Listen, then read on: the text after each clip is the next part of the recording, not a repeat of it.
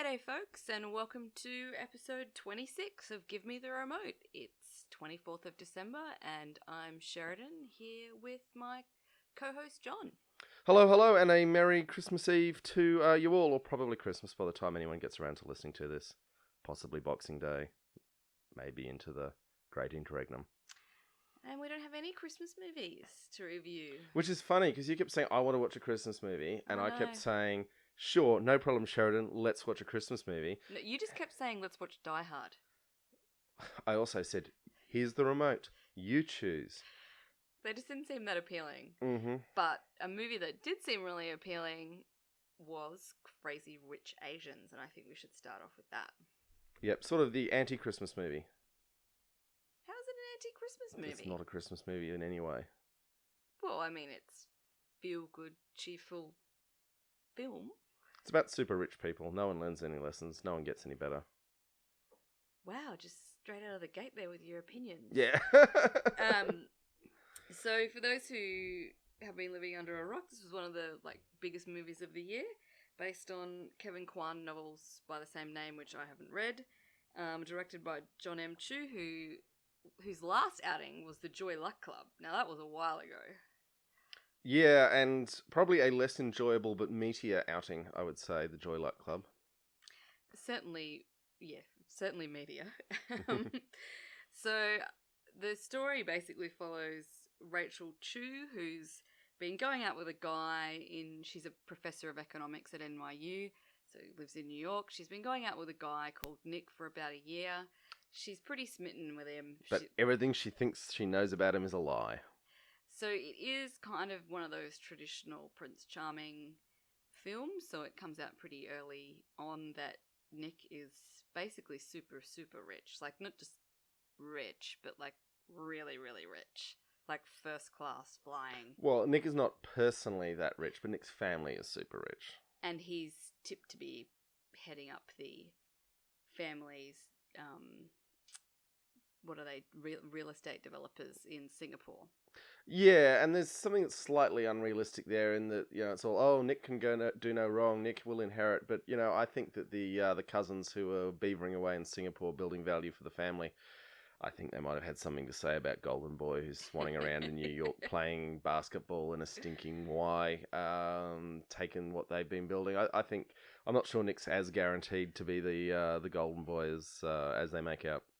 Well, look, I mean, the movie is basically fantasy. It's not all meant to make sense. Yeah, and it is a good insight into some aspects of the hyper-wealthy in particularly Southeast Asia. It isn't even China. It's not mainland China. Mainland China doesn't get involved. It's the Chinese diaspora in Southeast Asia, Taiwan, Singapore. Yeah, so Nick takes Hong Rachel Kong. to Singapore to attend his best friend's wedding, and Nick's Chinese, Singaporean. Rachel is a Chinese American, which the family does not like. But her family's from mainland China as well, and that comes into some snobbishness that's going on there as well. So, anyway, I actually found this film to be really, really enjoyable. It actually was one of the best rom-coms I have seen for probably over 5 years. Yeah, it was fun. It was fun to watch. There was a lot of colour and movement on the screen at all times. There was a lot of people being desperately mean to each other. It was almost Shakespearean, and I'm saying that the Shakespearean comedies, and particularly, they can be quite heavy-handed in their plot devices, and this was similarly heavy-handed in its plot devices. I thought there was some bits that kind of fell a bit flat and didn't really go anywhere, like the bachelor and bachelorette parties. They're this kind of overly extravagant events that the groom and Nick, being the best man, don't actually seem to enjoy being at. No, in fact, the groom and the best man get a helicopter and go sit on a raft somewhere else while the playboys cavort with the Miss Universe contestants on the container ship. And I would like to insert an anecdote here. I did actually research a few years ago at a time when the cost of a container ship was extremely low, like $3,000 a day, what it would take to throw a music festival on a container ship. And certainly if you're doing everything at all legally, it's totally impossible. If you put more than 25 people on board, you need to meet passenger liner standards for safety. Having said that, if you own the ship, as might have been the case for these guys, you can probably you don't need to be insured. So there's some things that you could do if you're really, really, really wealthy. Thank you. Yep. So I'm not sure there was enough. I don't know if the legalities of the container ship party were really thought through. It was just more of a sort of visual Hey, it's a cool idea. Look, at first I thought, because I had actually looked it up and had people, very serious people, explain to me why this wasn't possible. So I thought, it's not possible. And then I thought, no, if you actually own it instead of chartering it, there might be a loophole there. But yeah. But yeah, I thought this movie was really, really enjoyable. I think the two leading actors were really endearing and good. Like, they're likable. It was well acted. Oh, they were a delightful couple until their families got involved. Michelle Yeoh, as Eleanor, who's from, people would remember her from Crouching Tiger, Hidden Dragon as the mother. She is amazing. I mean, she's just a fabulous actor, though. So I thought the cast was pretty good. I think some of the there's some really, really, really good supporting actors in there. Aquafina, who plays Rachel's friend, who was actually in Ocean's 8 as well. It's really funny, probably one of the standout performances of... Described by her family as Chinese Ellen. That was one of the funnier lines in the film. I thought some of the other supporting cast members, though, fell a little flat at times, but there's some really standout performances. It's a completely Asian cast, which is great, and there should be more movies like this.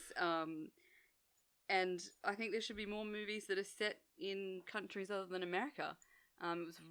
Singapore's an amazing city, gorgeous. This was a Singapore tourism advertising vehicle as much as anything. Yeah, so I had a really good time. I have to say I'm really torn about what to rate this. I'm tempted to go 5 stars. 5 stars? Well, just because I have not seen a rom-com that was this enjoyable for a long time. There were some diabolical plot holes in it. But I think there's just some bits in the middle that kind of fell a bit flat and weren't really needed. And Nick's lies and neglect of his partner were pretty bad. Lies to his partner and neglect of. There were times when he just dropped her off and said, sink or swim in Singapore, see you at the party tonight. It did seem a bit harsh when they turn up to the airport and he going to first class and she's like, no, we're economy people. It's like, you had no idea? None? Now, we are being entertained by the sound of Roger the cat exploring a cardboard box, so hopefully, dear listener... It is Christmas, though. It is Christmas, so Roger can get in his box. Okay, here we go. This is good. So moving on. I'm going to give it 4 stars. 4 stars. I think I'm a 3.5, I reckon. Cool. Definitely, yeah, well worth a watch, and a look at a side of life, but it's probably not entirely realistic, but I reckon it's not entirely unrealistic either. If you live in those stratospheric, you certainly don't want to be a servant in this movie. They were having a terrible time. True. Yeah. Okay. So what's next? Let's do Survivor, David versus Goliath. David and Goliath, wasn't it? Or was it David versus? I will defer to your judgment. I'm not sure, actually. Either way, I think we all get what the concept is. Yeah. Now, this is what season 38. Season 38. Of Survivor. So they do 2 a year, if you're wondering how you got that old. And this is kind of like, you are the Doctor Who fan here, and I am the ingenue. I mean, I have seen Survivor episodes. I haven't actually watched Survivor for a few years now, but I have watched a lot of Survivor. Survivor's always something that happens to me when girlfriends get their hands on the remote control. I'm in trouble now. I'm in so much trouble. So, why don't you tell everyone about Survivor and why, if they're not already a fan, they should care? Well, so Survivor puts, I don't know how many contestants there are, let's say there's 14, they take 14 people and put them on an island. 14 people who are desperate to be famous. Well, I'm not really Everyone who's made it there desperately I'm wants not to be there. really sure that's true because you don't actually get famous from being on Survivor anymore. Yeah, but they'll still desperately want to be. They might want a little bit of fame. They want the $1 million prize money. And in is what they Survivor want. fandom, there's still a level of celebrity that, and then they're all. They've Oh, all watched more episodes than. if you're up to this point in Survivor and you're on that show, you are pretty much a diehard fan. I mean, there are people on this season that literally have auditioned 3 times before. Well, no, but they started watching Survivor when they were like 8 years old. Yeah. And they've been waiting for the day. And they've been learning all the wrong lessons about game theory because they're all terribly wrong. Anyway, so they're all put on an island, split into 2 tribes. At some point during the season, usually when they're down to about 10 players, the tribes merge. Every week there's a tribal council where they vote one player off. Every week there's 2 challenges, a reward challenge where you get people usually win food or a visit from their family, and the second challenge being you win immunity. This season of Survivor, so for a while it wasn't initially in there, but there are these things called immunity idols that people find on the island. And negation idols. Well, to negate someone's immunity. So I think they were called nullifiers. No, sorry. I was not familiar with the nullifier, and it is a fairly recent concept. Okay, now let's take this back to the novice. This is because at the end of every section of the show, they have a tribal council and the famous phrase, "You've been voted off the island."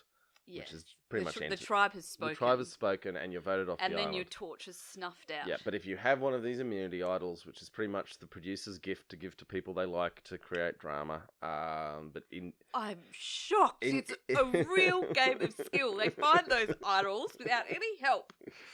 Yeah. So if you have an idol and you think you're going to be voted off, you have to play your idol before the votes for who's going to be evicted are read out. So you might play your idol and have no votes and it's a waste. But if you don't play it, you can't turn around later and say, I want to play it now. But in general, people have got a sense if there are some bad votes coming their way. Usually. I think the thing about this season of Survivor, though, is that Tribal Council was just off the hook crazy. Like, it was so unpredictable. I haven't seen a Survivor season where Tribal Council is so unknown who's going to be voted off. And the reason is because there wasn't voting blocks that stayed consistent throughout, multiple episodes. The voting blocks moved. Mm. And so it was very, very hard to predict who people were going to vote with.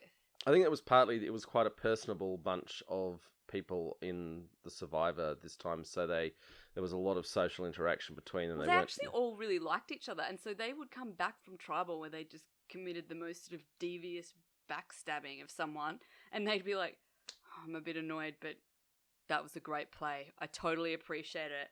One of the best players I've ever seen. They just loved the game so much that they were happy to be playing the game. Yeah, and there is an element to this show which is almost all people who don't understand game theory standing around talking about game theory, which can be fun if you like hearing people talk about game theory badly, I guess.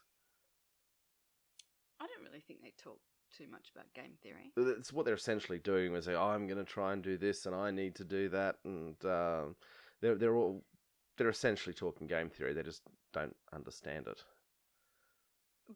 But they're actually talking the game of Survivor, and they understand the game of Survivor. Yeah, but I'm not sure that when they think they're doing something and they're achieving an outcome, they might achieve the outcome they're trying to achieve might happen, but I don't think it's happening for the reasons they think it is. And I think there's a lot of confusion of causation and correlation going on amongst the contestants, at least in what they say to camera and what happens. Maybe they do all have it figured out, and it's just the producers aren't bringing that across. But anywho, I mean, maybe. I mean, I think the thing about Survivor at this point, though, is that the people that are playing, they know the game really well. I think if you're going to audition for this, and particularly if you get accepted, you have to watch every episode that's ever been made, don't you? Totally. You'd be mad not to. That's what you do. And there's people in there that will rewatch the episodes over and over and over and try and play their game like past characters. And yet you still have people who can't make fire, knowing that it's an essential challenge. See, this is the thing, is so every single survivor for the entire 38 episodes, I think it's when they're down to 4 players, the immunity challenge is making fire. And you have to make fire until it gets high enough for a rope to burn and a little flag to pop up. This is like the only consistent thing in Survivor, I think. Now, I want to note that as a former Boy Scout who knows pretty much every imaginable way of making fire, they've got fire steels and steel and coconut matting, and that is not a hard way to make fire. It's harder than lighting a match, but it's pretty much the next step up from lighting a match. If they were having to make a bow and auger out wood, which is how you do things if you don't have an industrial society, it'd be there a lot longer. One of the things, actually, because I mean, fire has a lot of symbolism in the game because basically when they're all put on the island in the beginning, no one's given fire, and it is the one thing that they're all kind of playing for because they can't drink any water. And so, I mean, this one got so bad they were in a cyclone and had to be evicted. And when they got back to the island, Jeff, who's the host, was like, "Okay, everyone gets fire and some rice." So that's how bad it was this time. They just gave them all fire, and George gets snuffed out. So fire is quite symbolic. Yes. But one thing that I did find interesting about this season, and maybe it's just because I haven't watched it for a while, the very early ones really, really focused on their lack of food. Mm. It's a major They kept giving them little feasts in this. So, that's part of like the reward challenges are about food. But a lot of them didn't talk about food. Like, food didn't, to me, play as much of a role, and I thought that was actually a good thing, because it's a little bit... They definitely all lost a lot of weight. They all did lose heaps of weight, but it just wasn't shoved down your throat so much about how much they were starving. Maybe it's just because they had more material to work with the dynamics of the group this time. Yeah, I think that's right. Apparently what's brutal about being out there is that the crew actually gets their... Yeah, the crew's having a barbecue while you're sitting around with get your nose their pressed against the glass, yeah. And eat in front of them. Mm. And apparently that's the worst part about it. Well, can you imagine to an American being suddenly a second-class human being? Well, just being able to smell the food and you're just stuck with rice. And another thing that I didn't see a lot of in this season was usually there's a lot of like effort going into fishing and like... They weren't doing any of that in this. A couple of characters that like play a really integral role in gathering food for everyone. But that didn't happen. And I think it was because the dynamics of the gameplay were just so off the hook crazy that they kind of didn't need that padding. So let's move towards wrapping this up. You think this was... Sorry, I could talk about Survivor for a long time. That's okay. But so you think this was a really good season of Survivor? I thought it was a really good season. Is it the best you've ever seen? I don't think it's the best. It's up there. Okay. What was better? Well, I mean, I like the early ones were just good because it was so new. Okay. I like the one in Australia. Yeah, I mean, the island doesn't really matter, though, does it? Well, they all pretty much put them on Fiji now. That just seems to be where they go. Yeah, it's just somewhere with palm Early trees. on, it did matter, though, like, because they hadn't... I guess they were still new. I mean, I remember seeing highlights of the Australia ones, like, oh, someone saw a crocodile, and there's a crocodile like 1,000 metres away. Yeah. Oh, no, crocodile. I'm going to go 4 stars. 4 stars, wow. I will admit that I did not hate watching this when you had it on. So I will give it 3 stars. Oh, and by the way, so there is a couple of famous people on this one too. Oh, okay. So Mike White wrote School of Rock and is quite a well-known Hollywood actor and producer. He was on it. Okay. And a pro wrestler who I didn't know, but his name is John Henning. There were a lot of beefy dudes got knocked out early, weren't there? Yeah, well, I see, because I think... I mean, they're it's a wiry type who does well at Survivor. Yeah. Okay. Oh, so what's next? Nice one. So look, it's the end of the year. And so this is Christmas. And we have we'll be starting up again in the new year. That'll be the start of our season 2. And we'd like to thank everyone who's come through listening with us. We had a bunch of people who are our friends give the first couple of episodes a go, and then a lot of those fell off. And as the year's gone on, we've built up a loyal little following of other people, and we really appreciate you folks sticking with us. We've had a really good time, and it gives my television watching a purpose. And a reason to take notes. It does. I haven't taken notes watching TV since I was film school. That was like 20 years ago. Nice one. Now, I just wanted to take us through, after the drop-off from the first few episodes, the top 3 for the year, other than that... Hang on, is this by listens? Yep. Unique listens as well. So not just me listening to them over and over again to listen to sound quality and say, oh God, I say too much. How do I kill myself? So number 3 for 2018 was BoJack Horseman Season 5. Follow this, and the Rake Extra that we did with Leon in the that was in a the good pod. episode. I liked having Leon here. Yeah, and if you haven't heard it, like I said, that was episode 15. I would seriously recommend going back, and even if you just skip forward, if you're not interested in Follow This or BoJack Horseman, to my friend Leon talking about being an extra on a reasonably major TV show. It was a really fascinating and pretty funny insight into the business, which is not as professional as we might think. So next in line was number 19, which featured Making a Murderer Season 2. And so Making a Murderer Season 2, The Bodyguard, that's the 2018, the British series, and The First Purge. Oh, I like the Purge movies. Yeah, The Bodyguard was a funny one, that it seemed such a huge deal while it was on, and then it just sort of disappeared from consciousness. I agree. But I still think it's worth a watch. And then our most listened, and this was an interesting one because it came up like in all of the services that we're on, this one came up, was The Good Place, Fleabag, and Hannah Gadsby. Oh, well, no surprises. But basically everyone was searching to find out stuff about Hannah Gadsby, and they were even willing to listen to our podcast to get there. It's honestly, it's the best thing that happened on television or on screens last year. It certainly changed.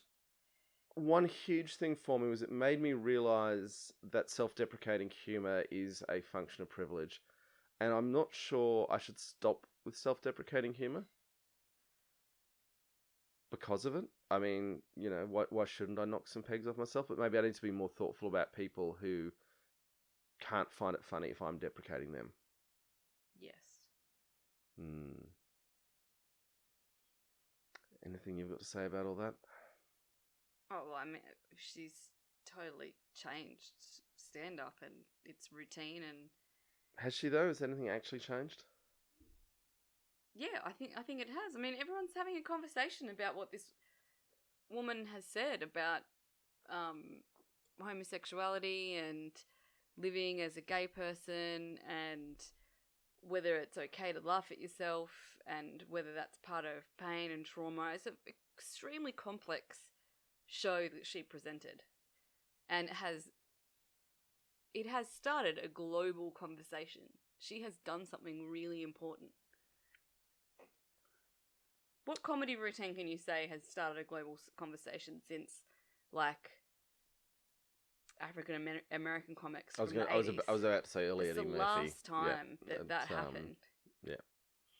I would say early Eddie Murphy probably had a similar impact. Yeah, definitely.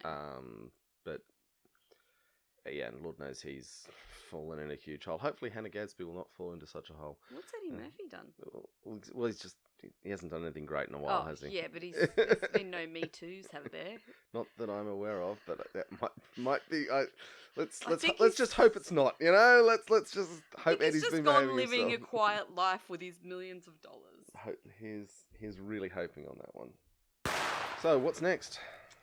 Well, I guess we better keep reviewing Doctor Who. Mm-hmm. I actually wanted to watch a second episode this week. I was that good God. But at the moment, I don't have any shows that I'm really into. So it kind Yeah. of feels like a nice little. What are they? They're like half an hour episodes. No, Aren't more they? like 40 even an hour.